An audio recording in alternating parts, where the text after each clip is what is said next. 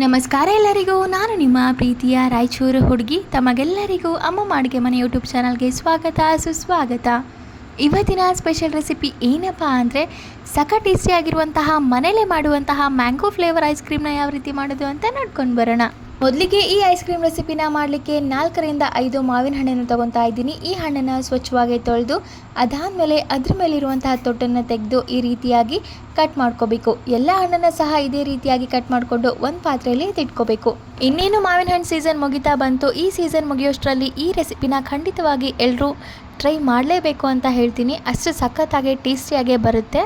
ನಾನು ನಿಜವಾಗ್ಲೂ ಅಂದ್ಕೊಂಡಿರಲಿಲ್ಲ ಮನೇಲೆ ಇಷ್ಟು ಒಳ್ಳೆ ಫ್ಲೇವರಲ್ಲಿರುವಂತಹ ಐಸ್ ಕ್ರೀಮ್ನ ರೆಡಿ ಮಾಡ್ಬೋದು ಅಂತ. ನೋಡಿ, ಆಲ್ರೆಡಿ ಎಲ್ಲ ಹಣ್ಣನ್ನು ಸಹ ತುಂಬ ಚೆನ್ನಾಗಿ ಕಟ್ ಮಾಡಿ ಎತ್ತಿಟ್ಕೊತಾ ಇದ್ದೀವಿ. ಈ ಹಣ್ಣನ್ನು ಒಂದು ಮಿಕ್ಸಿ ಜಾರ್ನ ತೊಗೊಂಡು ಆ ಮಿಕ್ಸಿ ಜಾರ್ಗೆ ಹಾಕ್ಕೊಂಡು ಅದಕ್ಕೆ ಹಣ್ಣು ಕಂಪ್ಲೀಟಾಗಿ ನೆನೆಯುವಷ್ಟು ಹಾಲನ್ನು ಹಾಕ್ಕೋಬೇಕು. ಅಥವಾ ನೀವು ಹಣ್ಣನ್ನು ಅಳತೆಯಲ್ಲಿ ತೊಗೊಂಡಿದ್ರೆ 1 ಕಪ್ ಹಣ್ಣಿಗೆ 1 ಕಪ್ಪಷ್ಟು ಹಾಲನ್ನು ಹಾಕಿ ಹಾಗೆ 2 ಟೇಬಲ್ ಸ್ಪೂನಷ್ಟು ಸಕ್ಕರೆನ ಹಾಕ್ತಾ ಇದ್ದೀನಿ.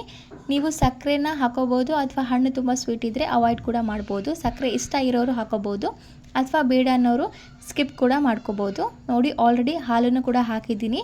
ನಾನಿಲ್ಲಿ ಹಸಿ ಹಾಲನ್ನು ತೊಗೊತಾ ಇದ್ದೀನಿ. ನೀವು ಹಾಲನ್ನು ಬೇಕಿದ್ದರೆ ಕಾಸಿ ಅದು ತಣ್ಣಗೆ ಆದಮೇಲೆ ಕೂಡ ಹಾಕೋಬೋದು.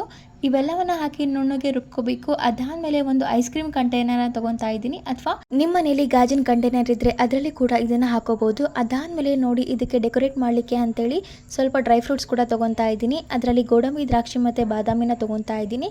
ಇವೆಲ್ಲವನ್ನು ತುಂಬ ಚಿಕ್ಕದಾಗೆ ಕಟ್ ಮಾಡ್ಕೋಬೇಕಾಗುತ್ತೆ.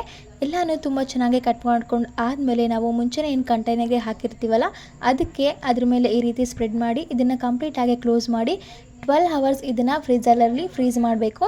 ಆಗ ಸಖತ್ ಟೇಸ್ಟಿಯಾಗಿರುವಂತಹ ಮ್ಯಾಂಗೋ ಫ್ಲೇವರ್ ಐಸ್ ಕ್ರೀಮ್ ತಿನ್ನಲಿಕ್ಕೆ ರೆಡಿಯಾಗಿರುತ್ತೆ. ಸೊ ನೋಡಿದ್ರಲ್ಲ, ಇದಾಗಿತ್ತು ಇವತ್ತಿನ tasty mango ice cream recipe. ಈ ರೆಸಿಪಿ ನಿಮಗೇನಾದರೂ ಇಷ್ಟ ಆಗಿದ್ದರೆ ಅಮ್ಮ ಅಡುಗೆ ಮನೆ ಯೂಟ್ಯೂಬ್ ಚಾನಲನ್ನು ಲೈಕ್ ಮಾಡಿ, ಶೇರ್ ಮಾಡಿ, ಕಮೆಂಟ್ ಮಾಡಿ ಹಾಗೂ ಸಬ್ಸ್ಕ್ರೈಬ್ ಮಾಡಿ. ಧನ್ಯವಾದಗಳು.